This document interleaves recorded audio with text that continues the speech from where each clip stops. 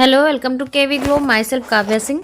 आज की क्लास में हम 26 जनवरी 2023 का करंट अफेयर डिस्कस करेंगे और आज की क्लास के जो क्वेश्चंस कवर किए गए हैं उसके इनसाइड टॉपिक हैं गणतंत्र दिवस 2023, राष्ट्रीय मतदाता दिवस, उत्तर प्रदेश स्थापना दिवस, यूथ 20 ग्रुप की पहली बैठक, पहला भारत स्टैक डेवलपर सम्मेलन, किसानों के लिए जल संरक्षण योजना, बेस्ट सस्टेनेबल ग्रीनफील्ड एयरपोर्ट का अवार्ड, लाल किले में 6 दिवसीय मेगा इवेंट भारत पर्व। इन सारे टॉपिक से रिलेटेड जितने भी इंपॉर्टेंट क्वेश्चंस बनते हैं एग्जाम के लिए वो सारे कवर किए गए हैं और मैं डेली आपको रिपीट करती हूँ कि किन के लिए ये मोस्ट इम्पॉर्टेंट क्लास है। तो ये सारे क्वेश्चंस आपके लिए, उन सभी लोगों के लिए मोस्ट इम्पॉर्टेंट है जो भी किसी भी एग्जाम के लिए तैयारी कर रहे हैं, जिनमें करंट अफेयर, जनरल अवेयरनेस या जनरल इंटेलिजेंस का पोर्शन आता है। इसलिए ध्यान से आप लोग पूरी क्लास देखिए। और क्लास स्टार्ट करने से पहले आपके लिए एक क्वेश्चन है कि अस्थायी दांतों की कुल संख्या कितनी होती है। तो इसका सही आंसर आप लोग कमेंट बॉक्स में कमेंट करके बताइए। इसमें 4 ऑप्शंस दिए हुए हैं। क्लास के एंड में इस क्वेश्चन को हम लोग डिस्कस करेंगे। आज का पहला क्वेश्चन है, कौन सा मंत्रालय लाल किले में 6 दिवसीय मेगा इवेंट भारत पर्व का आयोजन करने जा रहा है। तो लाल किले में जो इवेंट होने वाला है ये 6 दिन का इवेंट होगा और इस इवेंट का नाम है भारत पर्व और ये आयोजन कर रहा है पर्यटन मंत्रालय। सही आंसर हो जाएगा ऑप्शन ए, केंद्रीय पर्यटन मंत्रालय। 26 जनवरी से लेके 31 जनवरी 2023 तक लाल किले के लॉन में 6 दिन का ये मेगा इवेंट भारत पर्व के नाम से आयोजित कर रहा है।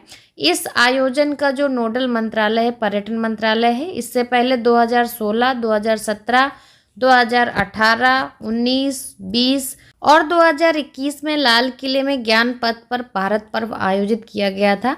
लेकिन जो 2021 में हुआ था इवेंट वो वर्चुअली हुआ था कोविड के टाइम। इस आयोजन में देखो अपना देश, एक भारत श्रेष्ठ भारत, G20 और मिशन लाइफ जैसी पहलों की ब्रांडिंग और प्रचार भी किया जाएगा। नेक्स्ट क्वेश्चन है, प्रसार भारती ने हाल ही में किस देश की राष्ट्रीय मीडिया प्राधिकरण के साथ एक समझौता ज्ञापन पर हस्ताक्षर किए हैं। तो प्रसार भारती ने राष्ट्रीय मीडिया प्राधिकरण के साथ एक समझौता ज्ञापन पर हस्ताक्षर किए हैं और ये किस देश की है। तो ये मिस्र की है। सही आंसर है ऑप्शन सी, भारत और मिस्र ने प्रसार भारती और मिस्र के राष्ट्रीय मीडिया प्राधिकरण के बीच सामग्री के आदान प्रदान की सुविधा के लिए समझौता ज्ञापन पर हस्ताक्षर किए हैं। यानी कि जो भी सामग्री होगी इस भारत की और मिस्र की तो वो एक दूसरे के आदान प्रदान के लिए ये समझौता किया गया है। नई दिल्ली में पीएम मोदी और मिस्र के राष्ट्रपति अब्देल फत्ताह अल सीसी की उपस्थिति में समझौता ज्ञापनों का आदान प्रदान किया गया और इस बार के जो गणतंत्र दिवस के मुख्य अतिथि हैं वो अब्देल फत्ताह अल सीसी हैं, यानी कि मिस्र के राष्ट्रपति। ये एमओयू प्रसार भारती द्वारा डीडी इंडिया चैनल की पहुंच का विस्तार करेगा। इस प्रोग्राम की मदद से अर्थव्यवस्था, प्रौद्योगिकी, सामाजिक विकास और समृद्ध सांस्कृतिक विरासत पर ध्यान केंद्रित करने वाले कार्यक्रमों को प्रदर्शित किया जाएगा। तो जो चैनल है डीडी इंडिया उसका विस्तार करेगा। नेक्स्ट क्वेश्चन है, गणतंत्र दिवस 2023 पर कितने कर्मियों को राष्ट्रपति के अग्निशमन सेवा पदक से सम्मानित किया गया है। तो जो 2023 का गणतंत्र दिवस है ये 74वां गणतंत्र दिवस है, आपको याद रखना है। और इसमें 47 कर्मियों को राष्ट्रपति के अग्निशमन सेवा पदक से सम्मानित किया गया। सही आंसर हो जाएगा ऑप्शन बी। इनमें से वीरता के लिए अग्निशमन सेवा पदक 2 कर्मियों को दिया गया है और विशिष्ट सेवा के लिए राष्ट्रपति का अग्निशमन सेवा पदक 7 कर्मियों को दिया गया है और अग्नि सेवा पदक 38 कर्मियों को प्रदान किया गया है। इसके अलावा 55 कर्मियों को विशिष्ट और मेधावी सेवाओं के लिए राष्ट्रपति के होमगार्ड और नागरिक सुरक्षा पदक से भी सम्मानित किया गया है। तो जो टोटल पदक सम्मानित किए गए हैं वो 47 कर्मियों को सम्मानित किए गए हैं।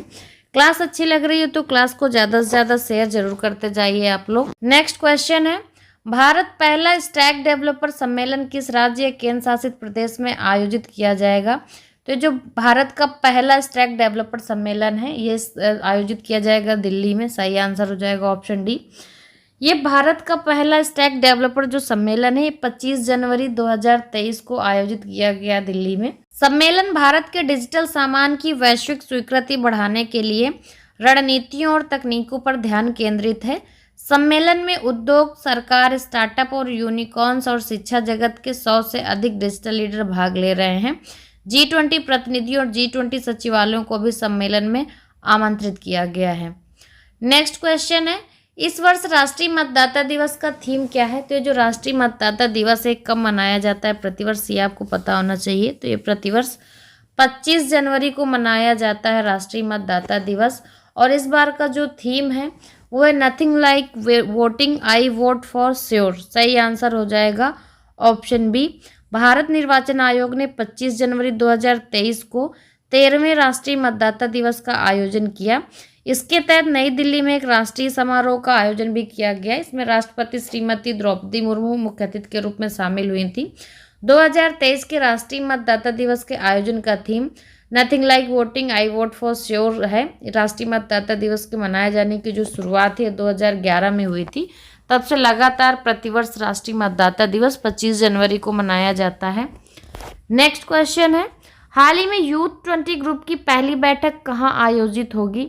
तो ये जो यूथ 20 ग्रुप की बैठक है, ये पहली बैठक है, ये आयोजित होगी गुवाहाटी में। सही आंसर हो जाएगा ऑप्शन ए। वर्तमान में भारत G20 की अध्यक्षता कर रहा है। भारत G20 शिखर सम्मेलन के अवसर पर ही पहली बार U20 शिखर सम्मेलन की मेजबानी करेगा। अगस्त 2023 तक भारत के विभिन्न हिस्सों में कुल 5 U20 की बैठकें आयोजित होनी हैं। उनमें से जो गुवाहाटी में बैठक आयोजित होगी उनमें से पहली बैठक है। G20 शिखर सम्मेलन के हिस्से के रूप में U20 समूह की पहली बैठक 6 से 8 फरवरी तक गुवाहाटी में आयोजित की जाएगी। तो अगर क्वेश्चन आता है गुवाहाटी में कब आयोजित होगी, तो 6 से 8 फरवरी तक आयोजित होगी।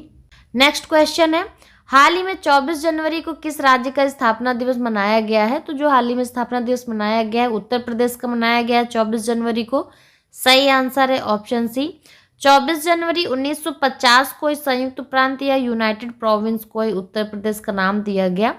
2017 को यूपी सरकार ने ऐलान किया था कि हर साल 24 जनवरी को यूपी दिवस के रूप में मनाया जाएगा।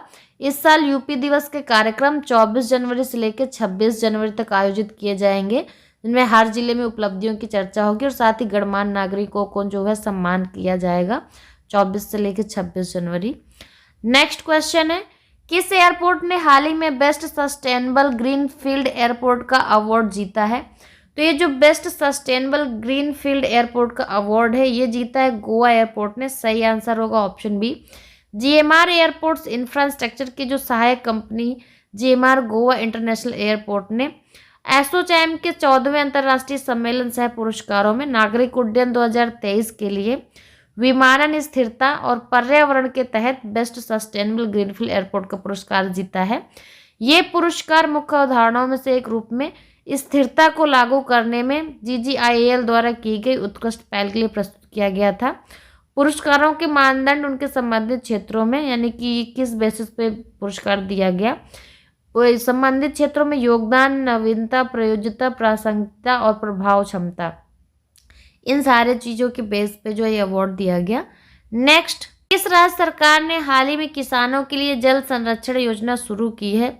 तो ये जो किसानों के लिए जल संरक्षण योजना शुरू की है झारखंड सरकार ने शुरू की है। सही आंसर हो जाएगा ऑप्शन ए झारखंड।